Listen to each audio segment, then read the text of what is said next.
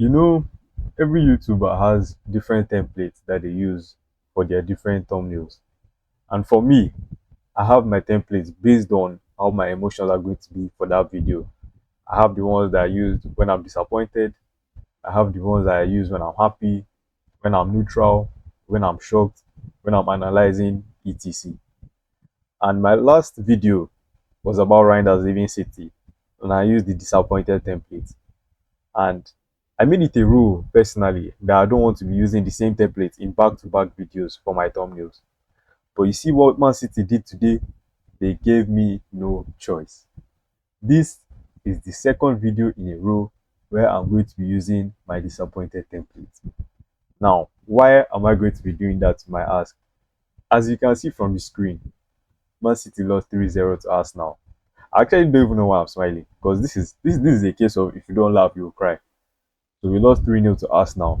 And now Arsenal, they have won Community Shield, I think 18 times now. That's a crazy amount for the Community Shield, but that's not what we're talking about today. And let's talk about Arsenal first. Let's talk about Arsenal before we go to the Man Blue. We're calling them Man Blue today. They don't deserve the Man City tag. We're calling them Man Blue. And I have different takeaways from Arsenal's perspective. And the most exciting one for me was Tzolis. This guy was he was electric today. This is the kind of winger that Arsenal really needs. Recently, we found out that Vini is going to be extending his contract with Real Madrid and he's not going to be joining Arsenal. But what we saw today could actually be a blessing in disguise for Arsenal because they obviously got him on a cheaper deal that they would have paid for what they would have paid if they wanted Vinicius Junior. This guy is around Vini's age. I think he's actually a year younger than Vini. He's 24 years old. Vini just turned 26. So yeah, I think 2 years, a year, similar range. But this guy overall, he gave them directness as we saw with his two assists. It wasn't anything too like he wasn't taking too many touches. He just give me the ball straight. He does everything quick. And I think that's the kind of winger that Arsenal really need right now. And aside his play style, this guy, he just looks like the kind of left winger that's going to be able to propel them. Because as Trossard left, their only option before they signed him was Martinelli. And now that they have a top left winger, and I feel that this guy is actually going to be very, very good. I made a prediction to my brother. We were talking before the match. I said Tzolis is going to get at least 10 goals in the Premier League. And this looks like he's actually going to be doing that. Mosquera is another person that Arsenal fans they can be very happy with given his performance. Saliba was out obviously due to the injury. This guy stepped in, he played beside Gabriel and he held his own. And overall, I think Arsenal they actually played very well. And from what we saw today, I think it's evidence that Arsenal they actually caught above the rest of the chasing pack because City is everybody's favorite team in terms of who they think is going to be competing with Arsenal, excuse me, for the title this season. And for them to beat City like that, 3-0, I think that's very worrying for the rest of the league.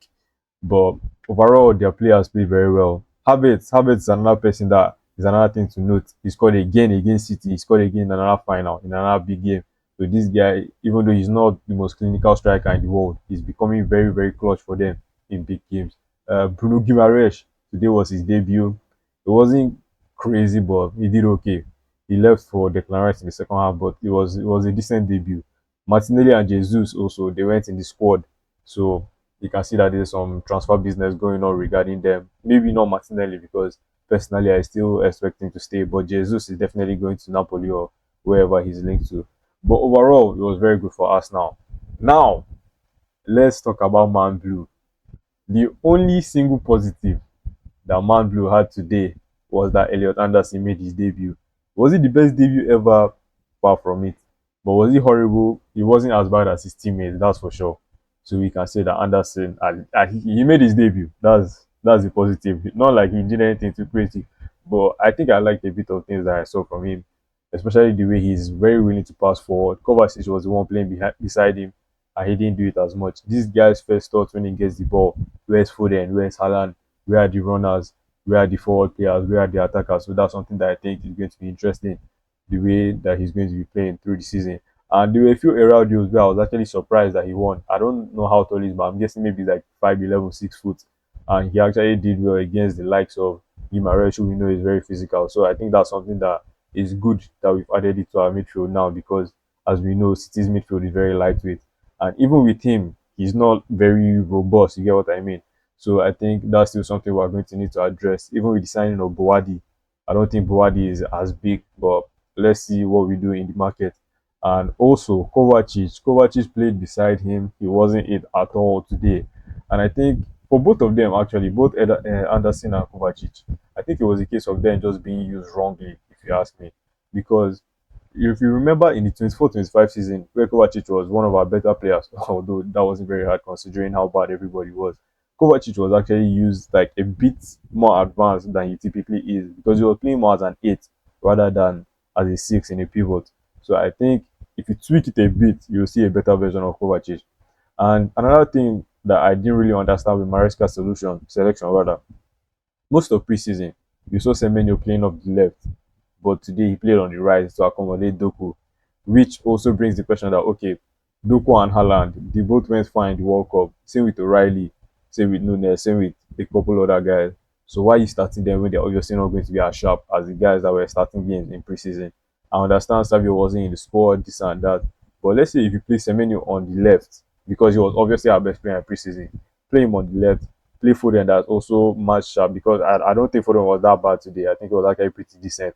And if you play Sheki on the right, if by force you want to play one of the guys that came late, I think that would have been a better three behind Haaland today. And even Haaland, I don't think he should have started. Mamouche should have probably started, given his sharpness and everything. Even though Mamouche's first touch, he left a lot to be desired. But yeah, those are my thoughts concerning City selections and how we're going to be moving going into the season in terms of like squad that we're going to be feeling. But anyway, let's not dwell too much on that. Let's talk about what actually went on in this game. This match can be summarized in one name and one name alone, and that is Gianluigi Donnarumma. Only God knows what this guy did.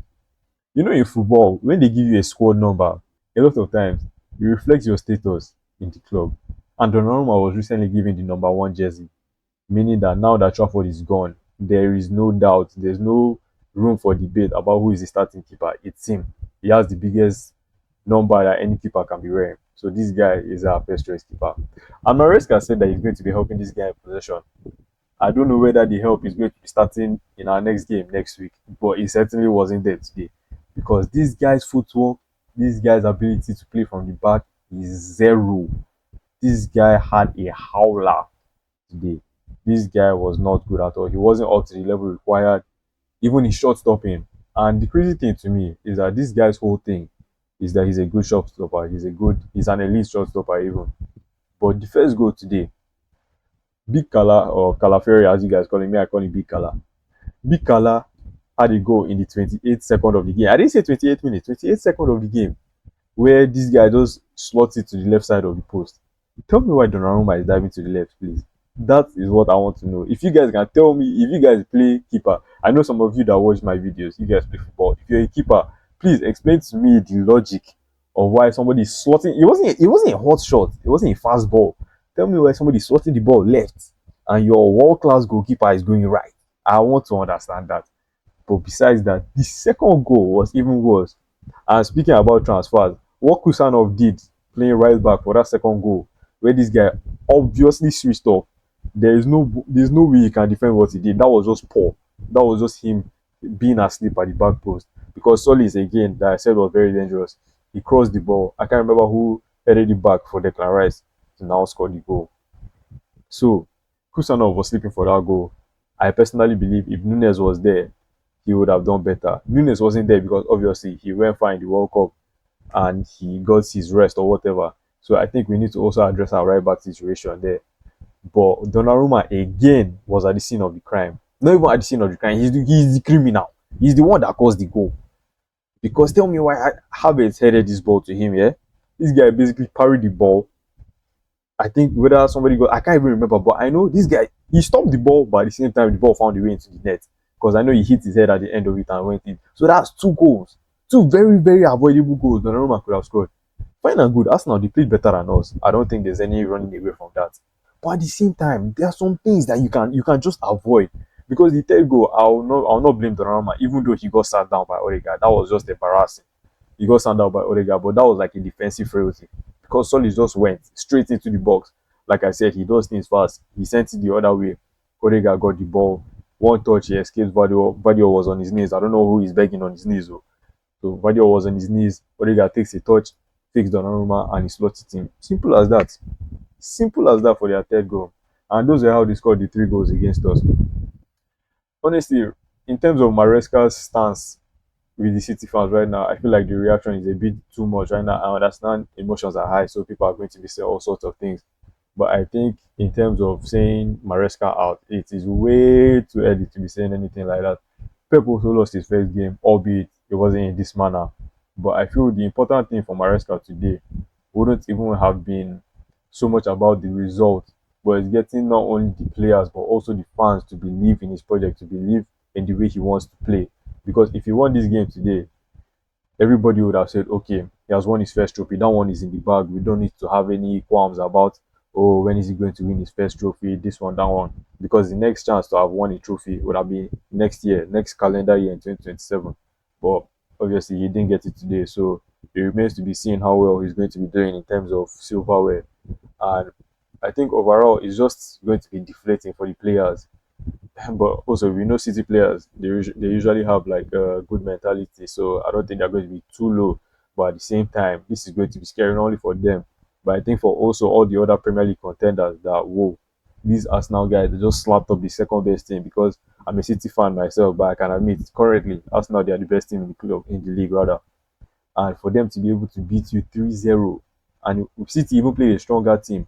Like City's team that they played today was closer to their main exile than Arsenal was, and they played them like that. I think that's going to be very scary for them. But overall, I think City, we need to address some issues in the transfer window. As I'm recording this right now, a few minutes ago, RODRI just got the here we go to Barcelona. So that's something that is going to be very, very scary for City because we've seen how important it can be. That season where he tore his ACL, we finished third in the league, and that was like catastrophic for us. So now that he's not even going to be an available option, it remains to be seen how City is going to be doing. But those are my thoughts on Arsenal. Those are my thoughts on City's transfer window. Those are my thoughts on this game. And it honestly remains to be seen how City and Arsenal are going to fare this season for both of them. During the week, I'm going to be doing my Premier League prediction, so you guys should watch out for that one. But yeah, those are my thoughts on everything concerning this game and concerning these teams. If you guys want to help me push out my videos even more, please be sure to like it, subscribe, hype it, all that nice stuff, and I'll see you guys in my next video.